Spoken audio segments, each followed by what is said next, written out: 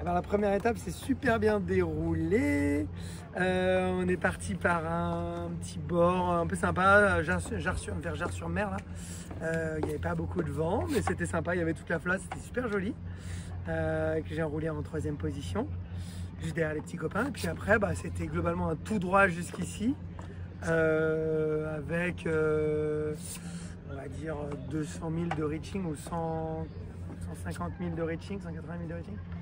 Pleine balle. Là, le bateau était vraiment incroyable. Il était sur les foils, il volait.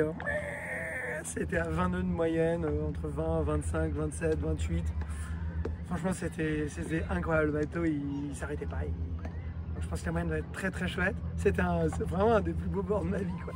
Je crois que j'ai dû faire 100 000 en 5 heures ou un truc comme ça. Enfin, j'avais l'impression d'être sur mon Ocean 50, quoi. Donc, non, super top. Après, après la fin, c'était un peu plus compliqué parce que il y avait une espèce de dorsale là, très bizarre, avec plus de vent, peu de vent, le vent qui tournait dans tous les sens, donc c'était un peu dur. Et puis voilà, donc ça c'était pour la météo et pour les faits de mer, j'ai eu des petites bricoles, des petites casses. J'ai notamment cassé la drisse de Spimax, donc qui dit plus de Spimax dit plus aucun spi en fait.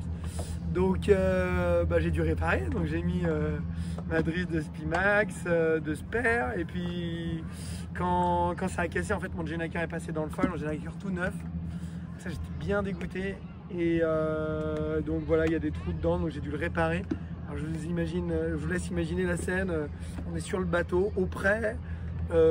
J'ai sorti le Genak qui est énorme du coup parce que normalement il est roulé, mais là il n'est pas roulé. Sur le pont, à essayer de le sécher avec du PQ trempé.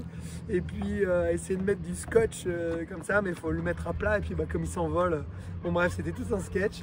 Mais je suis content parce que la répa n'est pas si mal que ça. Et puis j'ai pu le remettre sur la fin. Et puis ça tenait.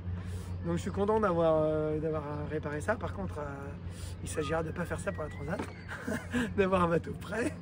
C'est un peu frustrant puisqu'on sort de chantier, mais bon, c'est comme ça.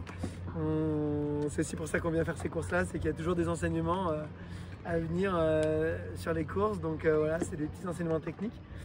Mais non, ce que je retiens, c'est le plaisir fou que j'ai pu avoir à faire voler ce bateau dans un vent assez léger au final. Il n'y avait pas beaucoup de vent et ça a volé de manière incroyable. C'était vraiment le bon angle pour le bateau, avec les voiles, avec le vent, avec les vagues, la bonne force de vent. Enfin, mieux ça aurait été pire, quoi. Donc, non, franchement, super. Puis je suis trop content d'arriver à Riron ici. J'ai des bons souvenirs là, au Havana, juste derrière moi. Voilà, pour la petite histoire, c'était ma toute première traversée du Golfe qui arrivait là. Et puis pendant ma transat, je me suis aussi arrêté là, une transat en 2013. Donc ouais, c'était un peu plus tendu cette escale puisqu'on était dans la salle qui est là et on ne savait pas trop s'il allait avoir une transat ou pas. Donc voilà, revenir ici en mini, c'est plein d'émotions et je suis très content d'être là et puis d'avoir un peu plus de temps que prévu pour visiter Riron cette fois-ci parce que je crois que je connais rien de Riron en fait, à part le Havana. Donc voilà, donc tout bien, trop content d'être là.